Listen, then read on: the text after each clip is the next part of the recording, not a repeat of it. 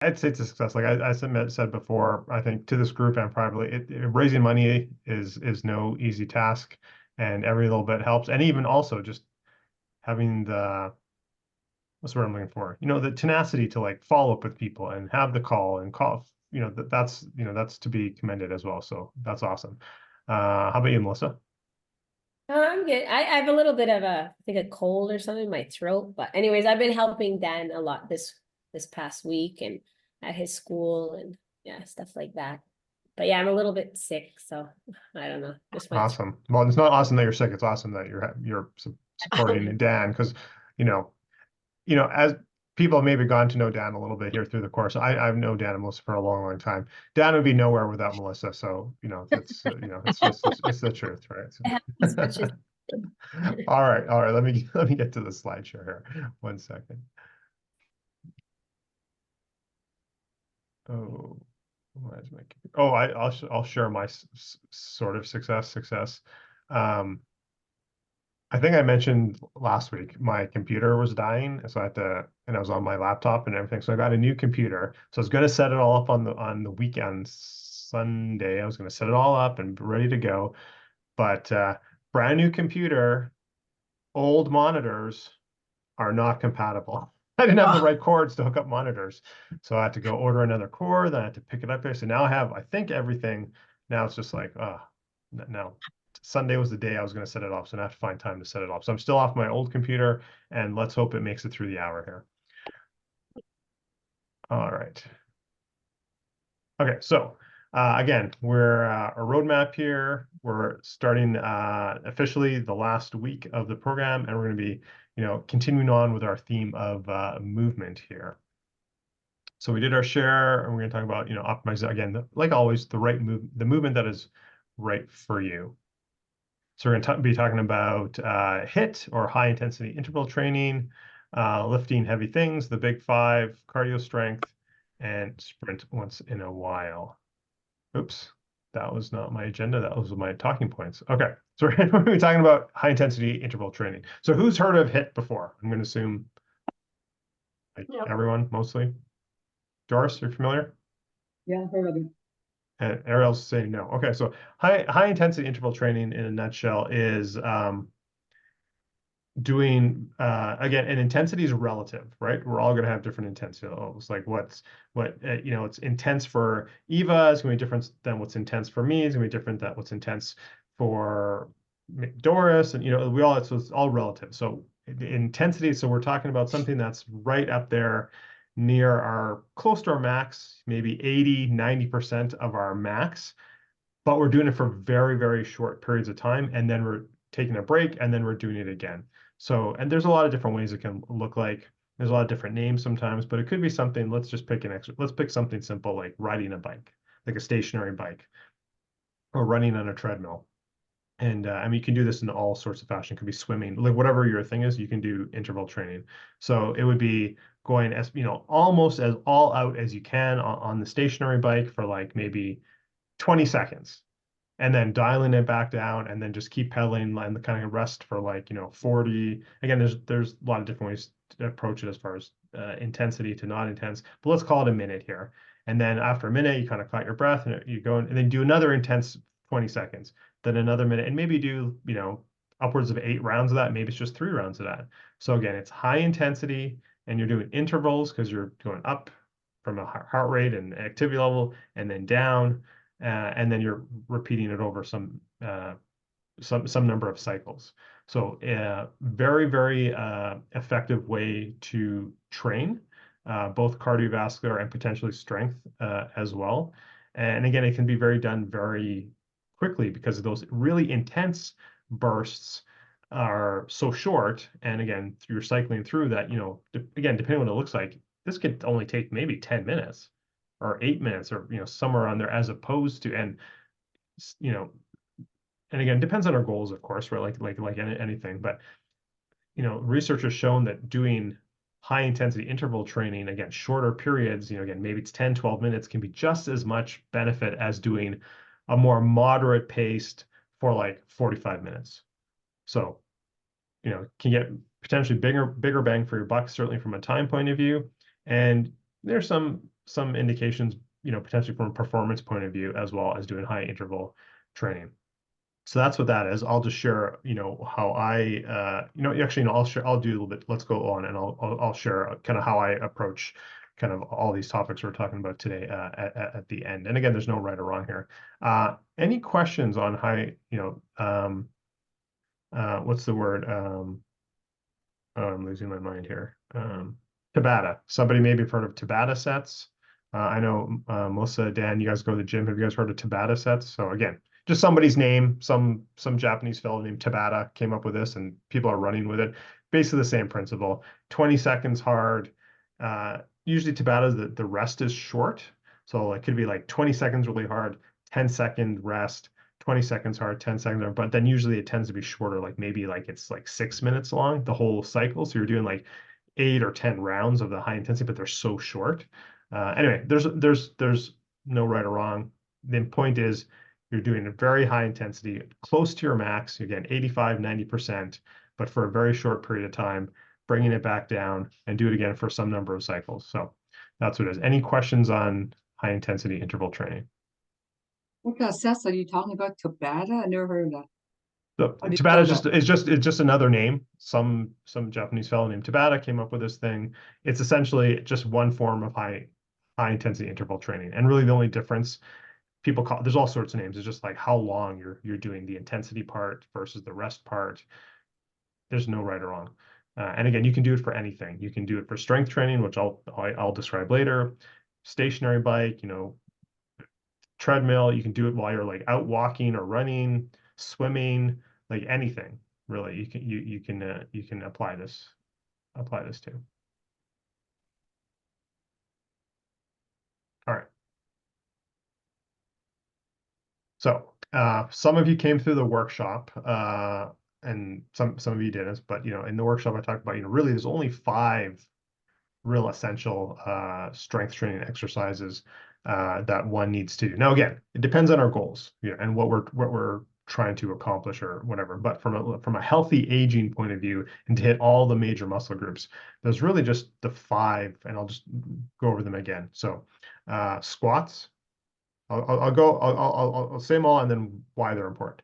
Squats, lunges, some sort of pushing motion. That's usually push-ups, or it could be some sort of pressing type of machine, some sort of pulling motion, which could be rows or some sort of pull downs, and then again planks to work our kind of core area. So those are the big 5. Those are really all that anyone really needs to do. And let's talk about, in the context of healthy aging, why they're important. So I'm going to throw some questions at you. Anyone just shout it out, raise your hand, whatever you want. So squats. Why are squats important as we think about aging and what we want to accomplish as we age? Anyone? Any idea?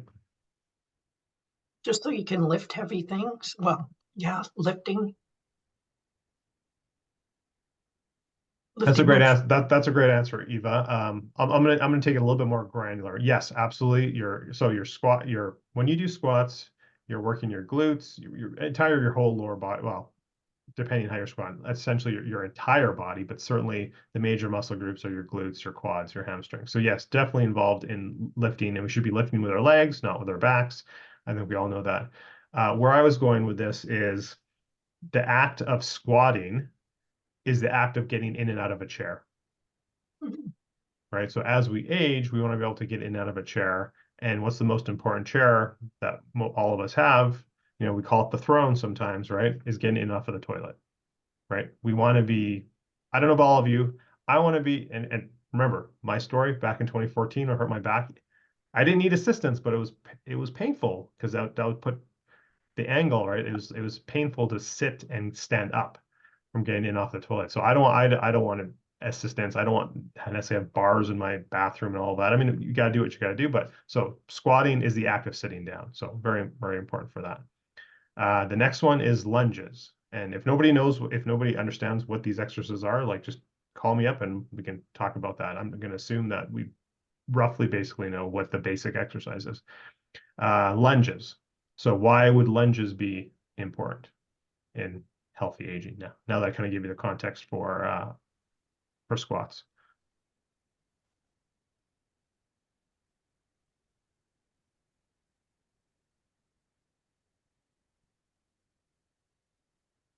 Maybe so you can get up if you fall down. Yeah, that's a pretty good answer. So and I'll come back to what your use there. So essentially it's stairs. The act of doing a squatting motion is the act of walking up and down stairs. So that's primarily it. But you're absolutely right, Dan. I mean, there's a lot goes into it, but let's say you were able to get to one knee. You're on the ground, you're able to get to one knee, then yes, standing up from one knee is really a lunge.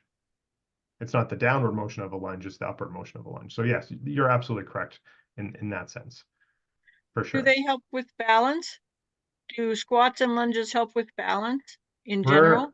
I would we're going to talk about balance a little bit later and balance Okay. and posture, Errol, but I want to address that. I would suggest that all of these movements we're going to talk about and Okay. just have lean muscle mass. Now, doing balance work is different than strength training, yes, but I would suggest that all of these things contribute to healthy aging, and which indirectly works with balance, for sure. And all of these type of exercises can be modified. So if you Googled "show me a squat," you're probably going to see the first thing that pop up is some Olympic lifter doing some crazy amount of weight or something like that. You're going to want to Google like body weight squat or something like that, type of thing. But even then, we can always make it easier on ourselves, especially if we have balance issues. We could hold on to a chair, we could hold on to the wall, we could brace ourselves if that should be an issue. Both squats and lunges, I would suggest. So I'll come back to balance a little bit later, Errol, and if you still have questions, let's address it at that time.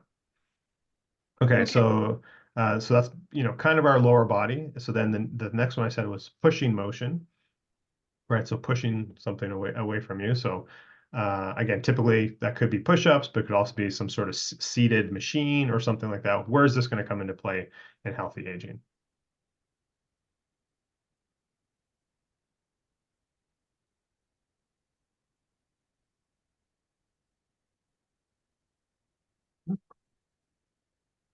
Dan kind of alluded to it sort of earlier. I was thinking, so if you fall, you can actually push yourself up off the ground. Exactly. Yeah, many things. Push yourself off the ground so you can even get to one knee to do Right. your lunge up. Pushing open heavy doors. I don't know what's going on in the world these days. Doors are so heavy nowadays. You go to the mall or some office building or something like that. Um, you know, um, you know, it is a different range of motion, but like just think you got a broom, you got a shovel, right? That first action is pushing away from your body. Yes, there's a twist and whatever type of thing. Putting your suitcase in the back of the car, you got to like push it in. Getting out of bed, forget about getting off the floor. You also be able to get out of bed. So that's where that comes into play.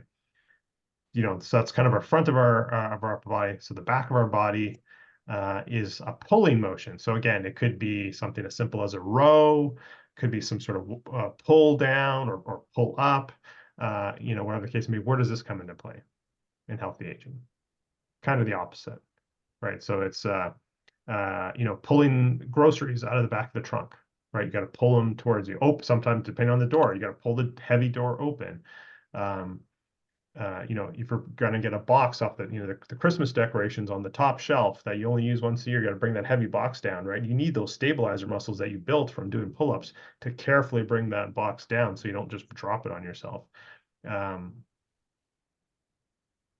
Yeah, things like that, right? If you think about the actions, and again, if no one understands the mechanics of it, just think about getting into your car, right? You're sort of stepping sideways, mostly, right? Kind of going in sideways and sitting, and then obviously the reverse motion out. If you think about it, you're kind of doing a side lunge and a squat getting into your car, and kind of the reverse getting out of your car as well, right? If somebody has a high vehicle or like a big truck with a step or something, like, well, that's basically a stair to get into your car, right? So it's a lunge again. So there's many of the things of our everyday life, all the things we want to, I'm going to assume, we all want to be able to keep doing as we age, that we need to be able to do these type of movements, and making sure we stay not only balanced, not only flexibility, but also the strength and the lean muscle mass to do these things as well. So and then the last one is plank, which essentially is doing a proper plank. And again, like all these exercises, there's ways to modify them to make them more challenging, to make them easier, etc. But essentially doing a proper plank is really the only again, depends on our goals, etc. But it's really the only core exercise that one needs to do, and it's pretty simple to do. And again, everything can be modified to make it fit someone's skill level, or I guess, or assessment level. None of you have, or maybe a few of you met Mary like week 1, and then Mary just watches on the recordings. I was talking with her yesterday, and she's got a shoulder injury, so we talked a little bit about it. So again, depending, unless there's some major shoulder impingement or some type of injury there, pretty much anyone can do a push-up and a plank. Again, it's just a matter of modifying it to meet that person's requirements, so that, of course, they don't injure themselves. So let me I think it's a good point to just take a pause here and answer any questions on this, because this is kind of important stuff here. Lean muscle mass is very important. Lean muscle mass. If you're in the, what is it, the 75th percentile, let's talk about, you're the top 25th percentile of lean muscle mass for your age, you greatly reduce your risk of all-cause mortality. There's a direct correlation to lean muscle mass and how healthy you are and how well you age. So it's very important to build. And it's one area where people tend to neglect as they get older for whatever reason. It usually starts with like kids and family life, and then you're too busy to get to the gym or whatever the case may be, and then you go on, and then sometimes we get deconditioned, and then it's hard to get back to where we were, and then sometimes an injury happens, and then it's all just kind of snowballs, right? And I think it's very important to, wherever anyone is at, to start building. You can always make improvement. So wherever you're at now, even if you've never done any of these exercises ever, or any sort of athletic endeavor ever, or it's been a long time, there's no reason you can't start right now. Again, you can do to meet your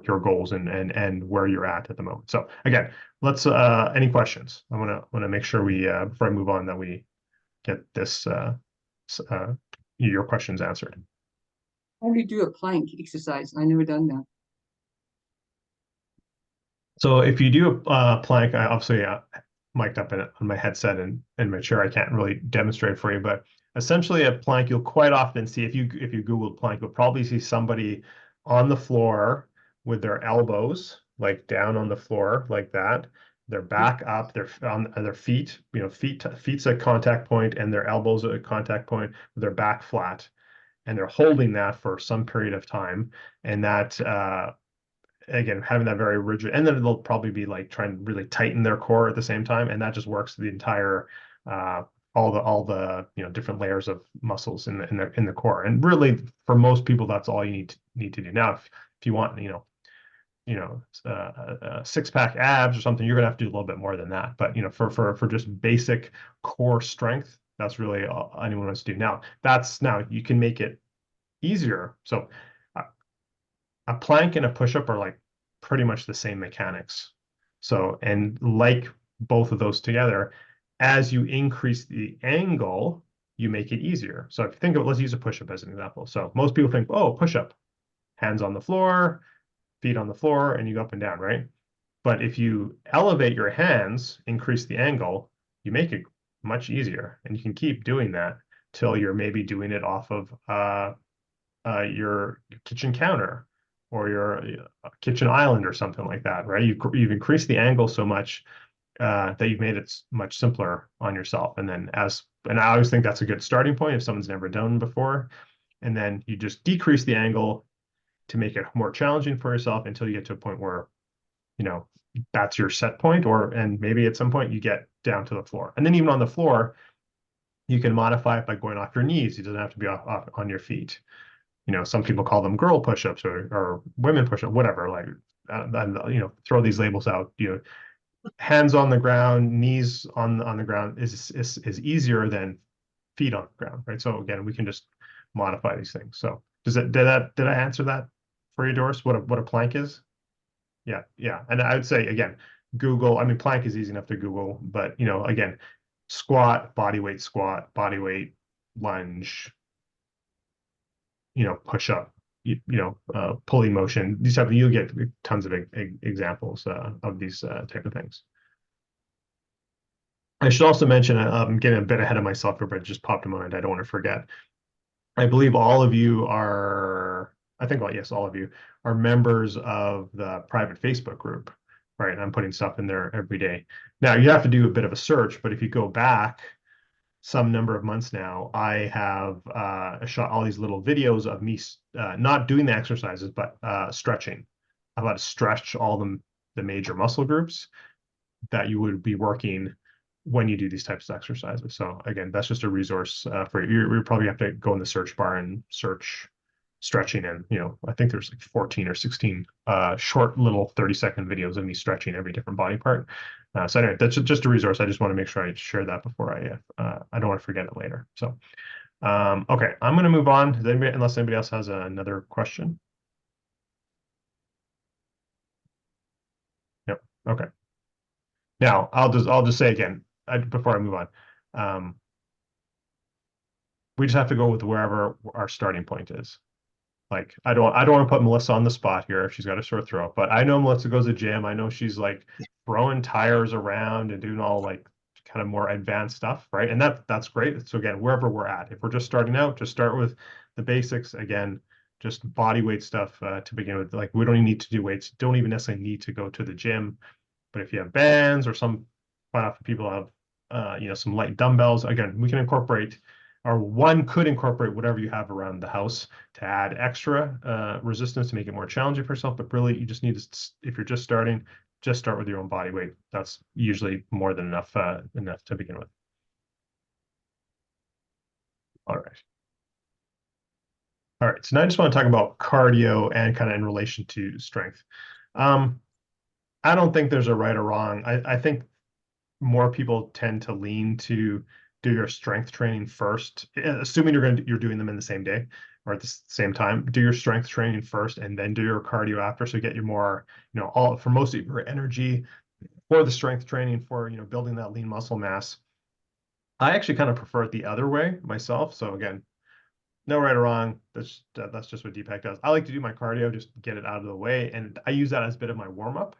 Now we'll get to the next point in a second here, but for the most part, I'm just doing nice, what's called zone 2, so kind of mid heart rate. So let's call it like 65 to 75% of max heart rate. So enough I'm sweating, but I can have a conversation if I needed to. That's kind of what I do, and that's my low level steady. So if you go back, remember we talked last week about just walking, trying to incorporate more walking, right? That's just low level. We should be doing a lot of that throughout. Now this is that next level up where I'm actually, it's still relatively easy, but and again, it's all relative to where we're all at. And we're all gonna have a different set point of what zone 2 is or that level, but it's enough that I'm sweating, but I can still hold a conversation. So again, I use that as my warm up. On the days I do strength training, and I only do strength training 2 to 3 times a week, then I do my strength training after. So that's the way I do it. But point being here, there's no whatever works for you, and you could even do them on separate days completely. That's totally fine as well. But it is important. We do need to do cardio as well, some level of it for cardio. Why is it called that? Our cardiovascular health, right? Our heart health, you know, making sure we have, you know, adequate blood flow, you know, all these sorts of things. And, you know, and just movement in general. Of course, you know, things we talked about last week, helps lymph movement, cerebral fluid movement, you know, all these sorts of things, lubricates the joint, gets us warmed up and all these sorts of things, but also, again, that blood flow movement as well. So both cardio and strength training are equally important.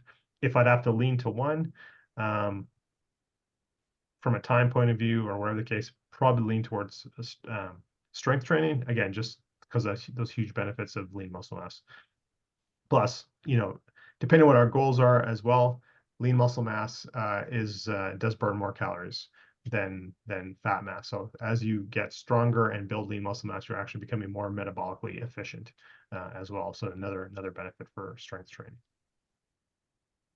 And then the last thing is sprint once in a while. So I think it's a good practice. And again, it's all relative. What does sprint mean? We're not all talking, we all need to be Usain Bolt here. So again, it's relative, right? But I think it's a good practice every, let's call it 7 to 10 days, at least once a month, where we actually take it up a notch. So we talked about HIIT training, right? We talked about going up to that 85, 90% of our max heart rate for a very, very short period of time.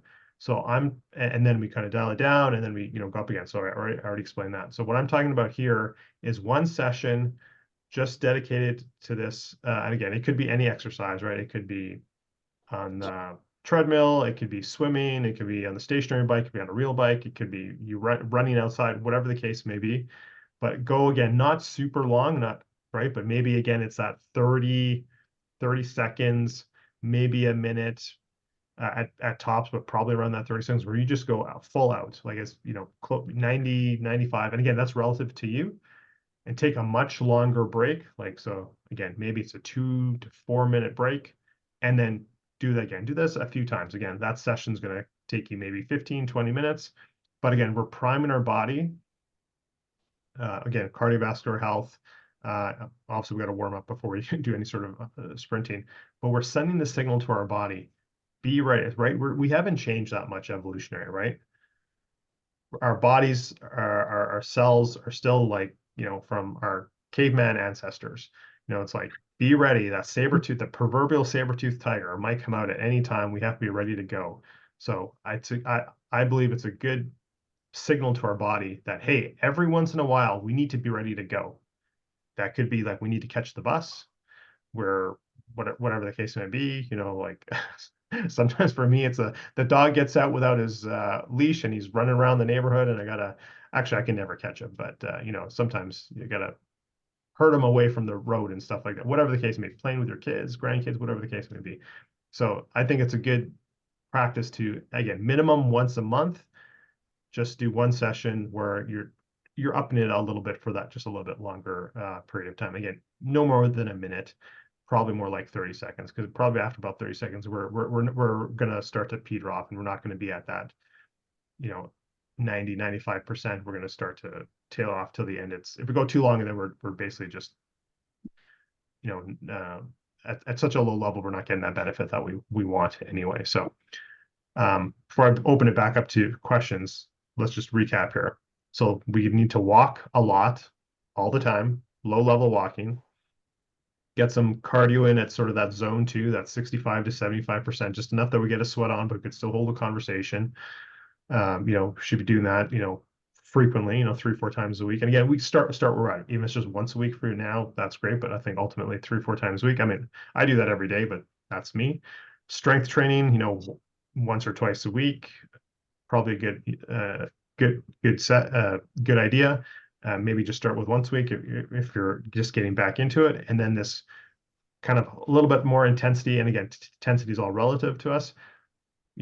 Once every couple weeks, at least once a month, basically. And that's kind of what our movement, cardio, strength training should look like as we start to layer in and build sort of a lifestyle practice for ourselves. So let me stop the share here and answer any questions. I threw a lot at you there. I should have said this is a bit of an education day, like a lot of material at you.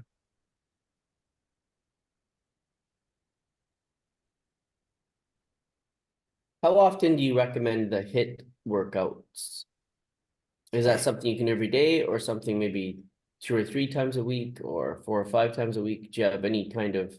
Yeah, I think if one worked their way up to it, and again, there's different ways you can change that, make that essentially a HIIT workout look right. I think you could probably every day is maybe a little bit too much, but you could probably work your way up to like 4 or 5 times a week easily. But I would start slow. And again, it depends how it looks like. Maybe one day your HIIT workout is actually your cardio workout at the same time. So you're doing it on the bike or what, I'm just making stuff up, right? And then one time your HIIT workout is just like actually running outside, doing sprints with the kids or whatever in your guys' case. And then one time your HIIT workout is actually your strength training workout, is actually HIIT workout, which reminds me, I said I was going to come back to this. So when I do my strength training, I like to do, I have a home gym. I just want to be super efficient. I have everything here. I like to just get it done with. So one of the ones, and I rotate it up, of course, right? Because I have equipment and tools, and I've done every workout there is probably out there. But one thing I'll typically do is I'll do like, and one I actually like to suggest to people as well as a starting point is, I'll do squats, and then immediately from squats, I'll go to doing push-ups. And right after I'm done the push-ups, I'll go to do some sort of pulling motion. Usually it's like some sort of pull down or something. And then right from that, I'll go into lunges. So I'm bang, bang, bang, bang. And then I'll take that maybe takes me a minute, minute and a half tops. And then I'll take like a 2-minute break. So it's a bit of a longer hit, but I'm going high intensity. I'm gassed at that minute, especially after doing like squats first. You can get push-ups not that hard. You're tired, but like you're using different muscle groups. Back, you're tired, but not that hard. You're using different muscle groups. By the time you get to the lunges, you're just doing the same muscles essentially that you did with the squats, right? So now they're totally gassed. So it's a different approach to HIIT. So makes sense. What were you missing in there of the top 5 or of the? Okay, so I didn't talk planks. So for Plank. me, yeah. So for me, again, and I've shared this before, because of my previous back injury, I do after whatever I'm doing, whether it's just cardio, whether it's just strength training, whether it's both combined. At the end of that, I do stretching, and I just incorporate my planks into my stretching. So I do planks every day. Okay, I see. So, and the one thing with any sort of ab exercise, I think planks is number one. And here's my one caution: many people like they don't do sit-ups properly, and they actually put a lot of stress on their neck and or lower back doing sit-ups. So I don't think that's good. But anyway, that's my public service announcement. But because because our abs are right there at our stomach, right? I mean, the whole core area, and because we are eating every day, right? Unless we're doing some long extended fast, like we talked about a couple of weeks ago, there's so much blood flow going to the stomach area for digestion to help with our digestion, and so much nutrients that our abs essentially, unless you really, really do it or you're just getting back into it, our abs recover really fast. Like it's really hard to have sore abs the next day unless you really went crazy. So essentially they're recovered, and you can essentially do abs every day. But it's all relative. Like today I did chest and back on Sunday. Today's Tuesday. My chest is still sore. Right. So I mean, it's all relative. But I do 3 sets of planks for a minute each. And I spread it out. So I do a minute of planks, I do something else, minute of planks, something else, come back. So again, and I can do that every day, all day long. Yeah. What other? Oh, sorry. How about Eva first, then Doris? Okay. Quick question. With the pulling motion, any other ideas for like a home gym? Like I know we have a chin-up bar, but is there any other examples you can give me that would be easy to do at it? Yeah, absolutely. Great question. Great question here. So one thing I liked for people starting off with is, so if you have a sturdy chair, I will try and demonstrate here. So I'm going to take I won't be able to hear you. I'm going to take my headphones on. So my chair that I am sitting on is like a swivel, like office chair. So this is not the type of chair you want to use. Like you want to use something sturdy, like maybe like a kitchen chair or a dining room chair. So something to that effect, right? I'm just going to describe, then I'll do it. You're going to brace your hand on it. You're going to bend over at the waist so your back is as flat as possible. And then their hand that's not bracing will be dangling. I have a computer box beside me here. Will be dangling down beside you, and you could have something light. You could have a dumbbell or a frozen water bottle, something that gives some resistance. You know, depends on where you're at. And then you're just going to like pull it up. We're not going to swing it back because that's changed the motion. We're going to pull it straight up like it's on the string. Our arm is dangling like a string, and we're going to pull it straight up and down. So I'll just quickly demonstrate. Okay. So again, this is not the right chair to be doing because this swivels and all that, but I'm going to brace myself and have my back as flat as possible. This arm is going to be dangling down, and I'm just going to pull it up like this, straight up and down. I'm not swinging it, right? I'm not doing triceps here. I'm just pulling it back up and down. And of course, you'll do both sides. And that's a simple exercise you can do almost anywhere to work, not the entire back, but, you know, many of the main back muscles, especially the upper back. Perfect. Thank you. Awesome. It's a good one. Yeah. Okay. The other thing you can do if you have some tubing or bands or something, throw it around something sturdy. You know, like quite often, you know, if your basement is, for those of us who have basements, if your basement's not finished, we have the support beams or something like that. You can loop it around there, or something heavy, and you can just basically just pull it back. You know, basically try and touch your shoulder blades together. Pull it right. You could stand, you could sit, whatever, however it works, and like that. That'd be the same type of thing as well to do. Yeah. Okay. Good. Yeah. Thank you. Yeah. Awesome. All right. Let me. Okay. Let's make sure my screen again here. All right. So, whoops. What do you want to be able to do physically when you're older? So whenever that time frame is, maybe it's 2 years from now, maybe it's, you know, 10 years from now. In my case, it's, you know, 50 or 60 years from now. What do you want to be able to do physically when you're older? Let's just shout it out. Throw some things out at me here. Walk Walk. Okay. without canes or anything. Yeah. Yeah. Okay. Awesome. Who else? Drive. Drive. Okay. Doris, Ariel. Just be able to move around without pain, Mm. with stability. Okay. Ariel, how about you? I think I don't want to be shuffling when I Mm. walk. Okay. I want my feet to be stepping, heel toe, you know, that kind of thing. Yeah. All right. So in Dan's case, oh, Melissa, you didn't say anything. Sorry. Go ahead. No, like I hope that I could do everything I can do now, but you know, maybe a little slower, I guess then, but I don't know. I just hope that I could still do like everything. Yeah, absolutely. So in to Dan's case, you know, there's obviously usually people that can't drive, it's usually not usually, there's a multitude, but like quite often it's eyesight, right? That's the eyes that actually is what gets them not be able to drive anymore. But everything else that you all said is, you know, not wanting to be able to walk properly, not have balance and not fall, not walk in pain, be able to keep walking. You know, these are all things like just doing really, honestly, it's gonna sound kind of simple, but it is. It's like just do more of what you're doing now and keep it up and do more a little bit as well. So as an example, you know,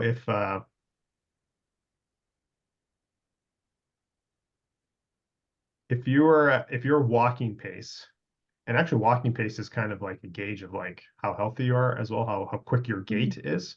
So if your walking pace is maybe not where you want, or you're like, well, this is good and I want to stay this way, we have to take into consideration there is some natural decline as we age as well. So, and again, of course, the earlier you start, the better, of course. So if you want to stay where you're at now, you almost really need to, regardless of where you're at, think about what do I need to do more? I need to do more to take into account that natural decline. And I wish I had a mathematical formula or a straight graph I could show you that if this is your speed now, or this is how much you can lift now at this age, you know, like it's not perfect. We're all different. There's a multitude of factors. And it kind of ties in nicely to the next one I'm going to bring up here, which is the Centenarian Olympics. So has anyone ever heard of this before? Eva's shaking her head. Yeah. Yeah. Do you want to share what your notion or what your thought of the Centenarian Olympics is? Well, I think that it's not just for like, they call it, is it a Special Olympics for people over a certain age, right? So there's certainly, Like, athletic events. I think that's where you're going with your right. athletic events for different type of things for people of, 70s, 80s, 90s, whatever type of thing. Yes, they have these for sure. That's actually not what I'm talking about. What Oh, I'm talking about is to think of what are the things you want to be able to do. So I just asked you all these questions, and they all were relatively kind of the same. But if you think about it, and I'll use myself as an example, and maybe think about, maybe you want to think a little bit more context into your own lives. So as I get older, I want to be able to, my kids now are getting, I could pick them up, but it's not like I'm going to carry my kids around, right? But, what about my grandkids? I'm able to pick them up. When I'm whatever age, do I want to be able to pick up like a 25-pound kid and like carry them around, or do I need to carry them around?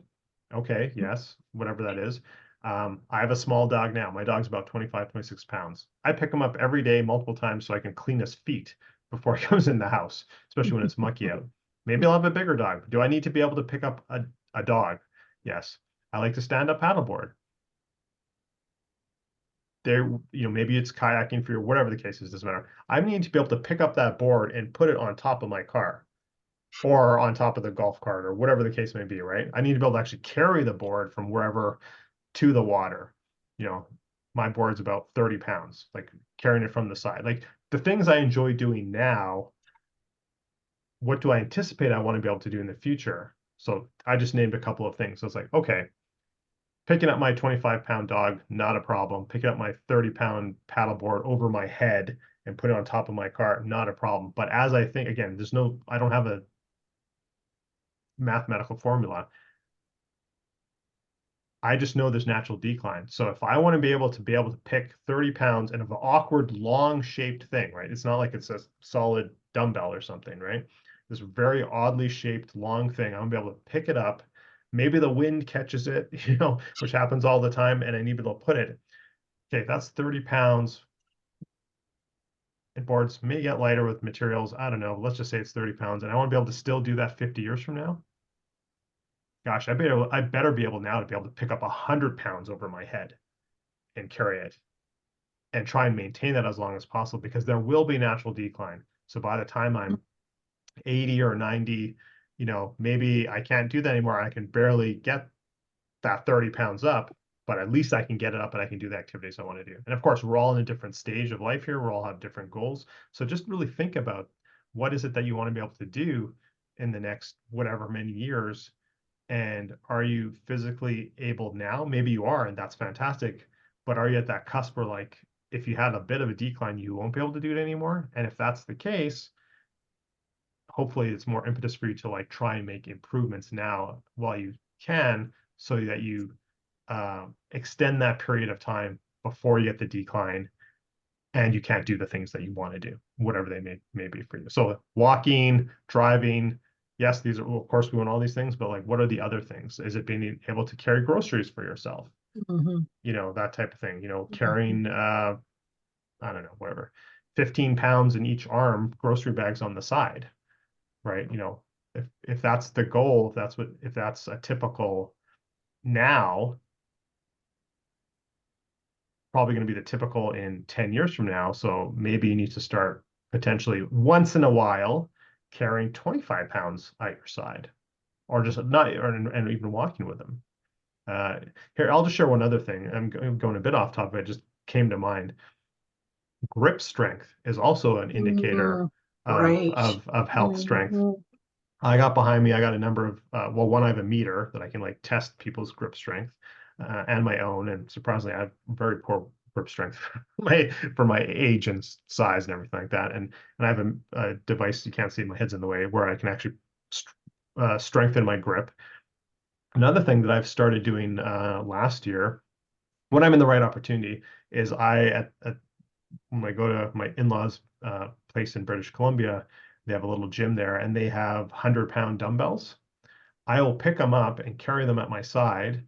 I'll turn on the treadmill at a very low pace, and I will try and walk for 2 minutes holding 100-pound dumbbells at my side. And it's challenging, my hands are burning and whatever. But again, and this is, I'm not saying this, everyone has to do this by any means. This is what Deepak feels he needs to do so that in 50 years, he can carry 20 pounds on the side, groceries or whatever type of thing. And at the same time trying to improve my grip strength as well. Okay. So how are we for time here? Okay, we're not going to get through everything today. We're going to have to, so hopefully everyone can make Thursday's Q&A session. We'll just wrap up the last few topics on Thursday. So posture. So Ariel, I kind of talked, you mentioned balance earlier, right? So I think posture, so what does good posture mean to you? Let me throw this question back at all of you. What does a good posture mean to you? Like right now, Dan's fallen asleep. He's got perfect posture there. I was looking like, I know it's super early for you guys. What is it, like 5:30 in the morning?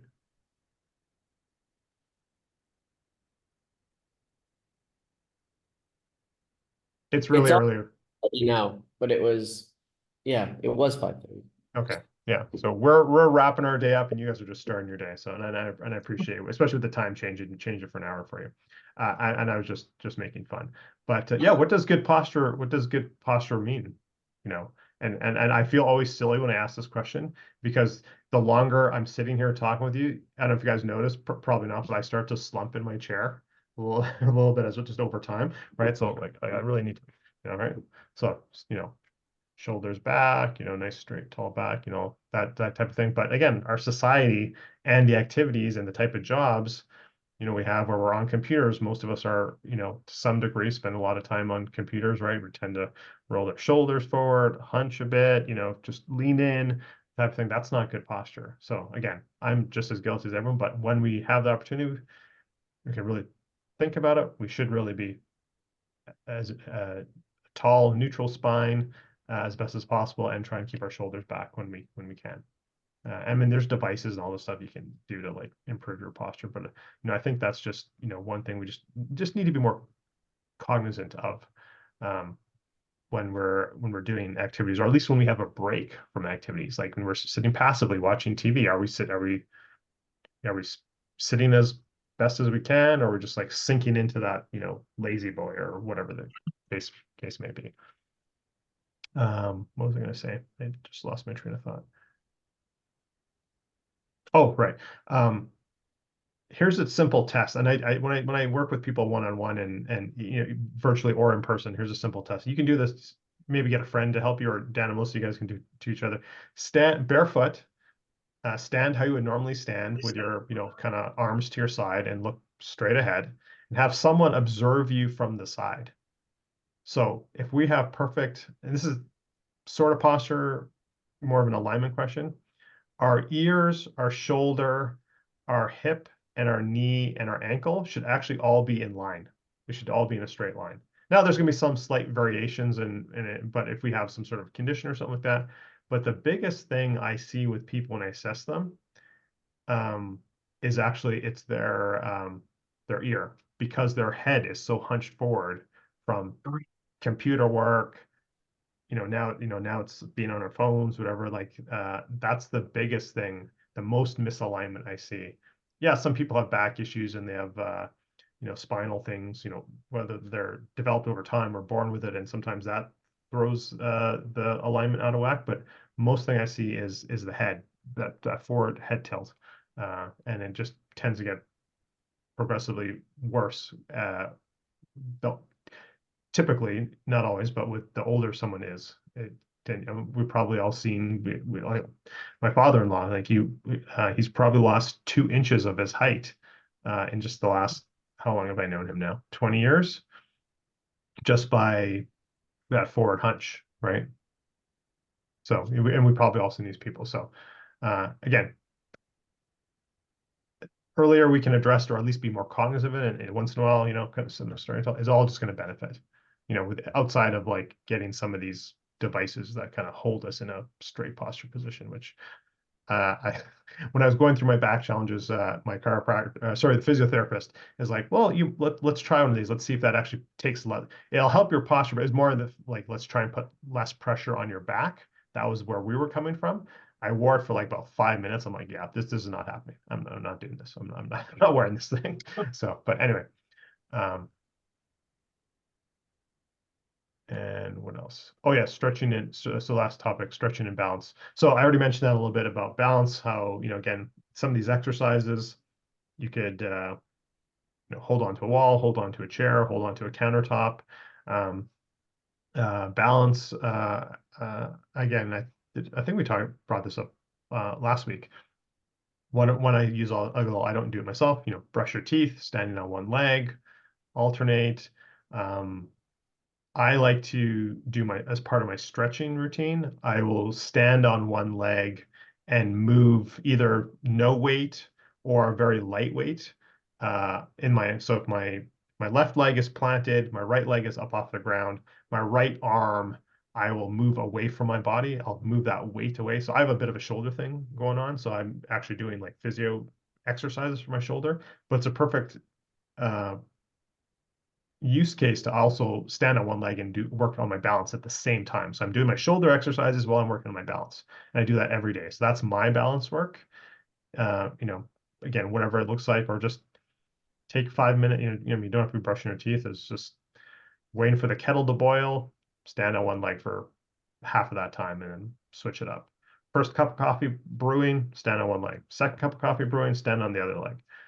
Whatever it looks like. But I think incorporating a little bit of balance work every day and just make it a habit will just pay huge dividends. Because remember, if I haven't shared this already, I think I have, but 90, so for people over the age of 65, number 3 cause of death is complications from being hospitalized.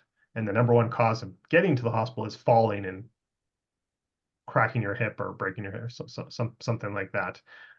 Actually, someone just emailed me today about their mother-in-law who actually is having a fantastic recovery from breaking her hip from falling. And I was like, what are they doing now? Like, are they going to work on like some of the stuff we just talked about today? Are they going to start strength training? Are they going to start working on balance and whatever type of thing? So again, all these little things, just compound on themselves.